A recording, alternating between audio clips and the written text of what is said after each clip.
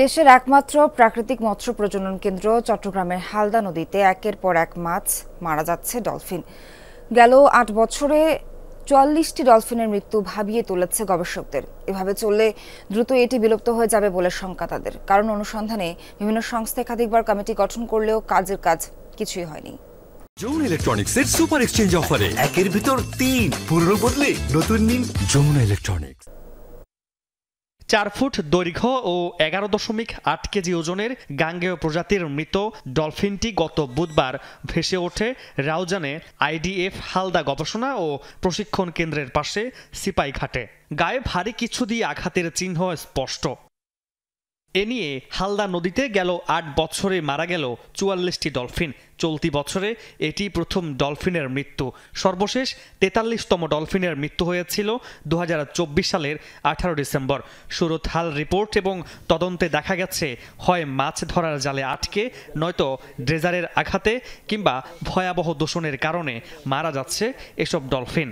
যেই নদীর মধ্যে আপনার ডলফিন থাকবে, ডলফিনের সংখ্যা বৃদ্ধি পাবে, তাহলে ওখানে কিন্তু আপনার মাছের সংখ্যাও বাড়বে। দ্যাট মিনস ওই নদীর স্বাস্থ্য ব্যবস্থা কিন্তু আপনার ভালো আছে। ডলফিনের যদি আপনার খুব দ্রুত যদি আপনার মৃত্যু হয়, তাহলে সেক্ষেত্রে দেখা যাবে আপনার ওই নদীর স্বাস্থ্য ব্যবস্থার উপর কিন্তু একটা অশনি সংকেত। গাঙ্গেয় প্রজাতির এসব ডলফিন বিশ্বেই অনেকটাই বিরল।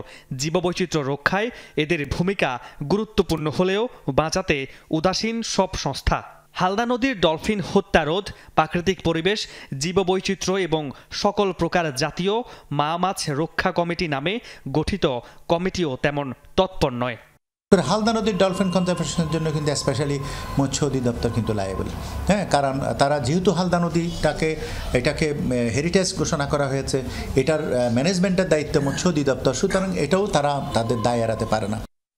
একের পর এক ডলফিনের মৃত্যুর জন্য নদীর নাব্য হ্রাস এবং ভয়াবহ দখল দূষণকেও দুষছে মৎস্য বিভাগ। ২০১২ সালে মিঠা পানির এই ডলফিনকে অতি বিপন্ন প্রজাতি হিসেবে লাল ক্যাটাগরিভুক্ত করে আন্তর্জাতিক প্রকৃতি ও প্রাকৃতিক সম্পদ সংরক্ষণ সংঘ ICUN। মামুন রশিদ, যমুনা নিউজ, চট্টগ্রাম।